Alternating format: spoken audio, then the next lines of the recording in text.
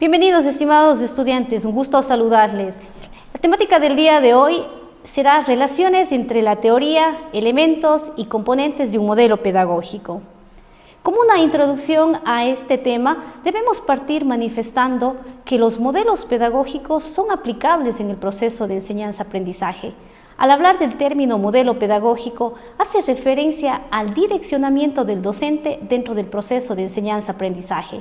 De esta manera, podemos hablar de diversos modelos pedagógicos que responden al avance de la ciencia y la tecnología. En una primera instancia, todo modelo pedagógico se fundamenta en las diferentes teorías del aprendizaje. Por mencionar unas de las teorías, podemos hablar de las teorías conductistas, el aprendizaje significativo, el aprendizaje por descubrimiento, entre otras. Sin embargo, toda teoría del aprendizaje, a su vez, se fundamenta en el conocimiento de las ciencias, principalmente en las ciencias como la psicología y la filosofía, prioritariamente con el objetivo de dar a conocer o comprender cómo se integran o se relacionan los diferentes elementos en el proceso de enseñanza-aprendizaje. Al referirnos de los elementos, nos referimos principalmente a los aspectos epistemológicos, ontológicos, metodológicos y axiológicos. Por otro lado, todo modelo pedagógico tiene bases teóricas. Al referirnos a las bases teóricas, nos referimos al sustento del contenido científico. ¿Cuál es el objetivo de este contenido científico? El objetivo de este contenido científico hace referencia a que se configuren o se definan las formas y los fines del proceso de aprendizaje. Al hablar de formas nos referimos al accionar del docente y del estudiante dentro del proceso de enseñanza-aprendizaje. Y los fines comprenden a qué es lo que nosotros aspiramos lograr el momento que implementamos la aplicabilidad de un modelo pedagógico dentro del proceso del aula en la conclusión de los docentes y estudiantes. A su vez, dentro de los modelos pedagógicos están presentes los diferentes actores del hecho educativo. Sin embargo, una concepción errada es que los actores son concebidos únicamente como el docente y el estudiante. Este aspecto debe ser desvirtuado, dado que también es un actor que debe ser considerado el contexto y el saber. Es decir, un docente, para garantizar el logro del proceso de enseñanza-aprendizaje, debe tener una concepción de cuál es el contexto en el que se desempeña el estudiante. Por otro lado, debe partir de cuál es el nivel de conocimiento que dispone el estudiante para lograr anclar el nuevo conocimiento con los conocimientos previos que disponen los estudiantes. Hay que resaltar también que los diferentes modelos pedagógicos han sufrido varios cambios producto del avance de la ciencia y de la tecnología. Sin embargo, es necesario precisar que los componentes que forman parte del modelo pedagógico se han mantenido. Prioritariamente, un modelo pedagógico está estructurado por 6 componentes. Sin embargo, lo que ha evolucionado es el accionar y el qué hacer de cada uno de estos componentes. En el accionar está precisamente el cómo responder a las nuevas demandas en el campo de la ciencia y la tecnología. Como lo mencionamos, tenemos una clasificación muy amplia y variada de los modelos pedagógicos. En esta primera diapositiva podemos ver una clasificación amplia en donde se encuentran los diferentes modelos que responden a la evolución de la ciencia y la tecnología. Así podemos mencionar al modelo tradicional, romántico, conductista, social y cognitivo. Y si podemos visualizar en la parte superior están los siglos en los que cada uno de ellos fueron apareciendo conforme la evolución social y el contexto cultural lo demandaba. Otra clasificación está precisamente dada por los pedagogos Julián y Miguel Zuviría, de nacionalidad colombiana, quienes hablan de una clasificación mucho más amplia, y ellos clasifican los diferentes modelos pedagógicos en heteroestructurantes, en un segundo grupo llamado autoestructurantes y en un tercer grupo donde definen los interestructurantes. En el primer grupo de modelos heteroestructurantes, ellos anclan todo lo que se refiere a las teorías conductistas en sus diferentes niveles. Es así que hablan del conexionismo, el condicionamiento clásico y el condicionamiento operante. En tanto que en el segundo grupo están los elementos autoestructurantes. Aquí prioritariamente están los modelos de corte constructivista y de escuela activa. Por último, y como una evolución de los modelos, ellos clasifican en la evolución interestructurantes y aquí se encuentra 100% la pedagogía dialogante. Para estos actores el proceso de enseñanza-aprendizaje está en función al diálogo y a la interacción que se puede establecer entre docente y estudiantes con sus pares en función al contexto en el que estos se desempeñan.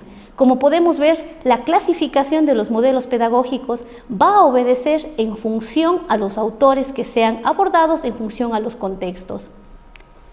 Para entrar ya en materia de los modelos pedagógicos, podemos visualizar que para hablar del proceso de enseñanza-aprendizaje debemos hablar de los niveles que integran el proceso de enseñanza-aprendizaje.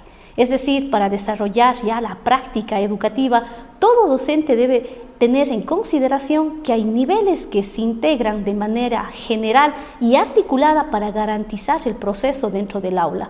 En una primera instancia están las teorías del aprendizaje, posterior a ello y contenidas dentro de las teorías están los modelos pedagógicos y dentro de estos modelos pedagógicos las estrategias didácticas.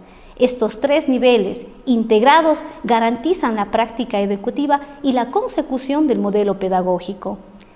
En una primera instancia debemos definir a las diferentes teorías del aprendizaje y al hablar de las teorías del aprendizaje ya lo mencionamos en una primera instancia a las teorías conductistas. Prioritariamente estas teorías se centran en la conducta, en donde el estímulo y la respuesta es la base.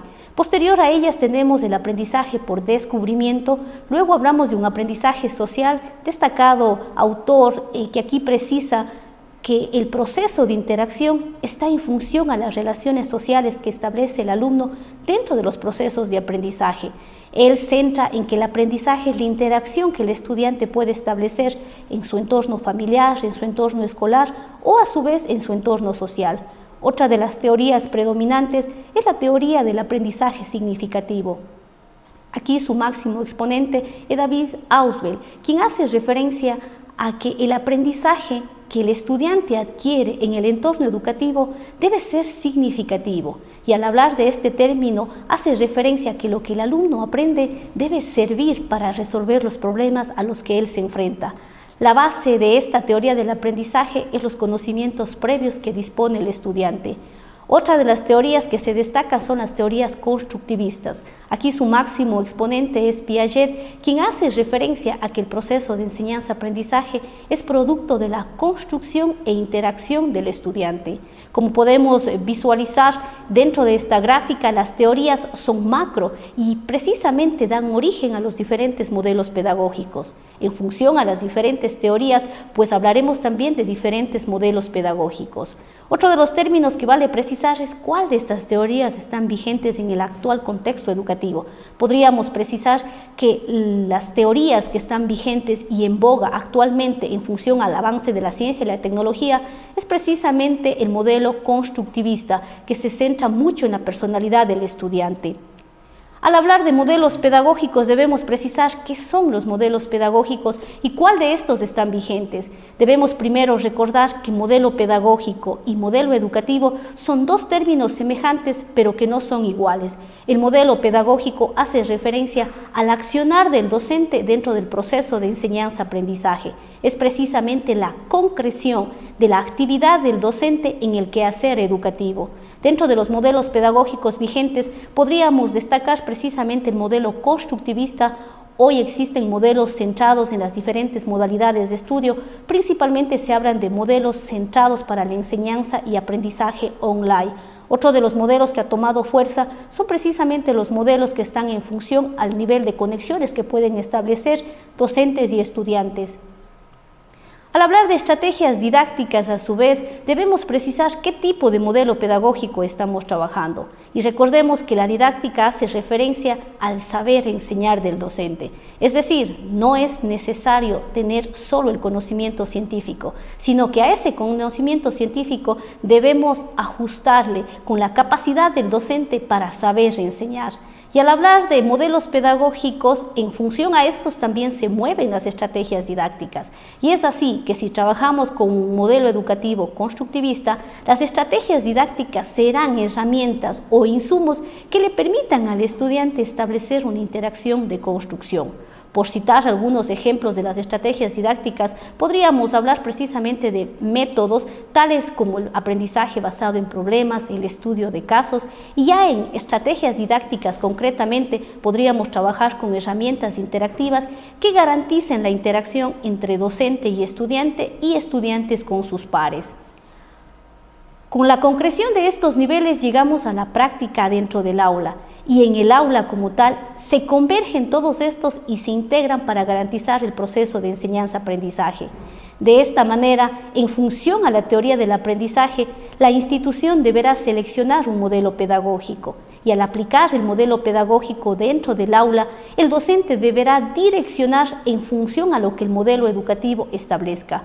Por poner un ejemplo práctico dentro de la aplicación del modelo educativo en el aula, podemos mencionar nuevamente al modelo constructivista o al cognitivo social. Nos precisaremos puntualmente en el cognitivo social, y al hablar del cognitivo social nos referimos precisamente a las interacciones sociales que debe establecer el estudiante. Es decir, aquí el accionar del docente y el estudiante estará precisamente en función a las relaciones que el estudiante puede establecer con sus pares. De ahí que el proceso de evaluación, los contenidos, la retroalimentación estarán orientadas en función a las actividades que garanticen que el estudiante se relacione con otras personas y tenga una interacción con el docente en forma de tutor. En esta segunda figura pasaremos a tratar las relaciones entre la teoría y sus elementos. Cuando hablamos de teoría, recordemos brevemente que la teoría hace referencia a los diferentes elementos científicos dentro del proceso de enseñanza-aprendizaje. Al hablar de teoría hablaremos prioritariamente del contenido científico dentro de la parte ontológica, pedagógica, la epistemología y la axiología. Y los elementos serán precisamente los actores del hecho educativo, recordando que los actores son el maestro o docente, el estudiante, el contexto y el saber. En una primera instancia, ¿qué es la ontología? La ontología es una rama de la filosofía y se encarga precisamente del estudio de la esencia del ser, de su naturaleza y de su existencia. Luego, la pedagogía es parte del elemento de la educación y es una ciencia social que prioritariamente se centra en dedicarse al estudio de la educación y al proceso de enseñanza. La epistemología, a su vez, también es una rama de la filosofía y esta ciencia se encarga de estudiar la naturaleza del saber y validar el conocimiento que se va adquiriendo. Por último, la axiología es una de las áreas que se encarga 100% del estudio de los valores. Ahora bien, ¿cómo estas teorías se integran al hecho educativo? Todas estas teorías se integran en el proceso de enseñanza-aprendizaje de manera integral, es decir, al hablar de ontología, el docente debe conocer al estudiante con el cual está estableciendo un proceso de interacción, y al conocer al estudiante implica reconocer el contexto, su edad, su nivel cultural, así como el saber que dispone el estudiante. Cuando nos centramos en la pedagogía implica reconocer cuál es el modelo educativo que está vigente conforme al contexto y a las demandas sociales y por ende reconocer cómo aprende y cómo debemos enseñar los docentes para garantizar los logros del proceso de aprendizaje. En la epistemología, a su vez, pues se centra precisamente en reconocer que el conocimiento que nosotros adquirimos dentro del proceso de formación sea garantista, y esto se refiere a que le permita la aplicabilidad en la resolución de problemas. Por último y no menos importante, el elemento axiológico hace referencia a la formación en valores, hoy considerado uno de los ejes transversales dentro del proceso de formación, y reconociendo que los valores pueden ser amplios y diversos, se debe tener en consideración el contexto del que viene el estudiante. De esta manera, pues uno de los elementos axiológicos más importantes, precisamente en la educación del siglo XXI, es el respeto y la tolerancia a las diferencias que puede existir. Esto debe ser trabajado por el docente con sus estudiantes dependiendo del contexto y el saber que estos estudiantes. Otros valores que se destacan aquí precisamente está la responsabilidad, la libertad y otros elementos que pueden ser necesarios dependiendo del contexto en el que se esté dando el hecho educativo. En esta tercera imagen entraremos ya en materia y en los componentes propios del modelo que integra el proceso de enseñanza-aprendizaje. Los componentes que integran el modelo educativo son 6. Como podemos visualizar en esta diapositiva, parten hablando de los propósitos, los contenidos, la secuencia, el método, los recursos y la evaluación. Es decir, un modelo pedagógico tiene 6 componentes. Ahora, ¿cómo desarrollar estos componentes en el proceso de enseñanza-aprendizaje? Estos componentes deben responder a las preguntas que tenemos que se articulan para establecer cómo desarrollar. Es decir, los propósitos deben anclarse al para qué enseñar, los contenidos al qué enseñar, la secuencia a cuándo enseñar, el método a cómo enseñar y los recursos con qué enseñar. Y por último, establecer el proceso de evaluación es si se cumplió o no el proceso de planificación.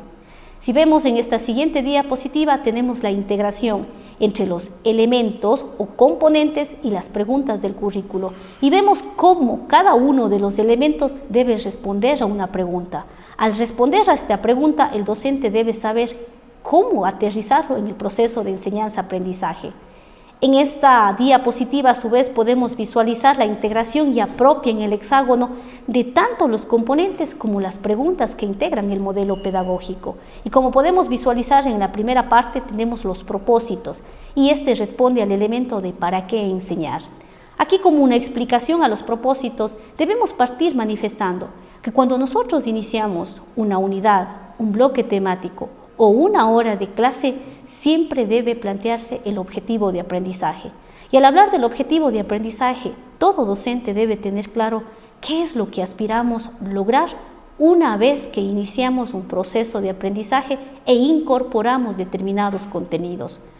Posterior a ello, cuando se establezca el objetivo, todo docente debe establecer los contenidos, que responde a la pregunta ¿qué enseñar? Cuando nosotros tenemos el propósito, establecemos cuáles son los contenidos que se requieren para lograr ese objetivo de aprendizaje. En un tercer momento debemos reconocer la secuencia, que responde a la pregunta ¿cuándo enseñar? Al hablar de secuencia, se empalma con los contenidos, es decir, en qué orden deben estar distribuidos los contenidos de tal manera que se facilite la adquisición del estudiante en su proceso de formación. En un cuarto elemento tenemos la metodología, y esta responde a la pregunta ¿cómo enseñar? Recordemos que la metodología va a estar anclada al modelo, y si el modelo parte de un modelo constructivista, pues tendremos metodologías como el aprendizaje basado en problemas, el estudio de casos, el aula invertida, entre otras. Es decir, cómo nosotros como docentes vamos a facilitar la adquisición del nuevo contenido a nuestros estudiantes. En otro momento debemos encontrar los recursos, y los recursos responden a la pregunta ¿para qué?, ¿cómo? ¿Y cuándo? Cuando nosotros hablamos de estos insumos, los recursos se refieren a los recursos didácticos, es decir, un proceso de enseñanza-aprendizaje, el docente tiene que valerse de otras herramientas de tal manera que se garantice el proceso de atención del estudiante y que por ende se promuevan los procesos de motivación.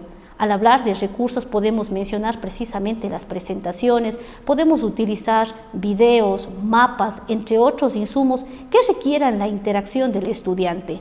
Por último, se encuentra el proceso de evaluación y responde a la pregunta evaluar en los procesos mismos de la enseñanza-aprendizaje. Y la evaluación como tal hace referencia a evaluar el propósito con el cual yo arranqué la unidad, el bloque o la determinada temática en el proceso de aprendizaje. Recordemos que la evaluación no debe limitarse solo al corte sumativo. La evaluación también puede ser de corte formativo. Al hablar de corte formativo, es una evaluación que nos sirve para verificar si el logro del proceso de enseñanza-aprendizaje logró alcanzar el propósito planteado. Ahora veamos una explicación y una ejemplificación práctica de toda esta integración ya en el contexto de un proceso de aprendizaje. Y vamos a utilizar como ejemplo esta misma clase.